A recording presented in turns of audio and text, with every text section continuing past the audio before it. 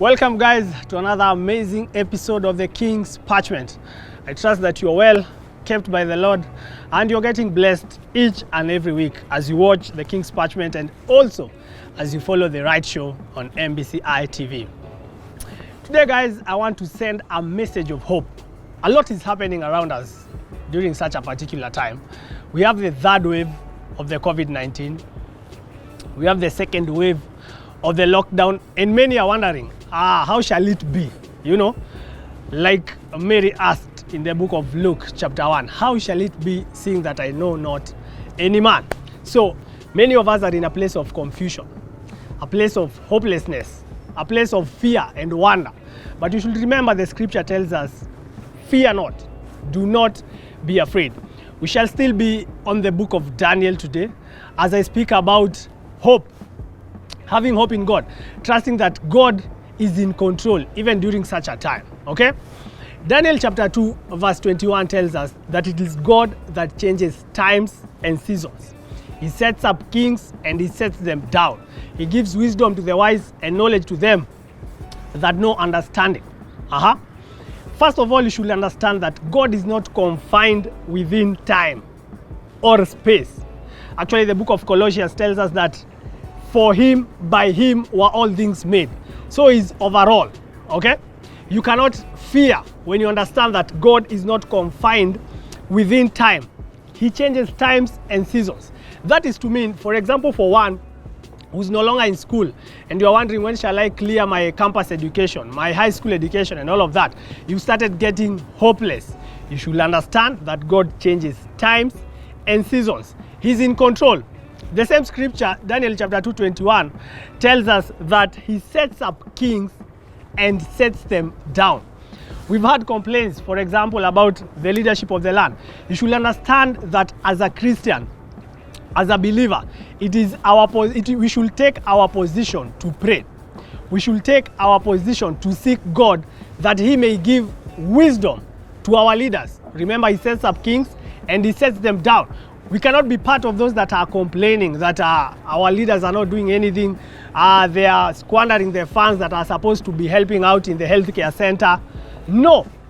Our God gives wisdom to the wise and knowledge to them that know understanding. We should cry out unto God to give wisdom to the leaders that are there.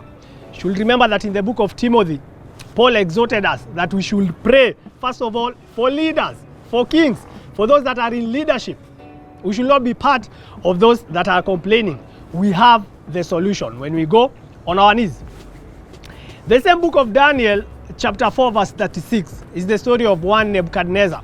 Most of us identify with the story of Nebuchadnezzar when he was banished to the bush, and for 7 years he lived like an animal, and we leave it at that.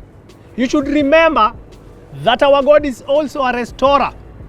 After the 7 years, if you read the book of Daniel, chapter 4, verse 35, continuing, you'll come to realize that Nebuchadnezzar himself said that he was restored back to his normal state. His glory was restored unto him. His honor was restored unto him. His brightness was restored unto him. For those that are wondering, when shall I clear my studies, for example, you should understand that God is a restorer. Actually, the book of Joel tells us that I will restore unto you the years that you have lost, that were eaten by the cankerworms, the palmerworms, the locusts and such. So you should not be in despair. You should not be hopeless at such a particular time, because number one, our God is the custodian of time and seasons. He changes them as he wills. Number two, he is a restorer. If he did it for Nebuchadnezzar, that was full of pride, you know, that ate grass like an animal for 7 years, what about you? Your case is very small unto our God. So today, be hopeful. It shall be well. The scripture also tells us in the book of Isaiah 3:10, say unto the righteous, it shall be well with them, for they shall eat the fruit of their labors. So do not despair. Do not be hopeless. Do not sorrow. Our God is in control. Our God is in control forevermore. He sits as king over the universe. So he'll restore the years that you've lost. For one that has lost their business during such a time, he'll restore the business back to you. For one that is losing his place in the kingdom, God can restore you back with love into his kingdom. God can restore you back with love into himself. Okay?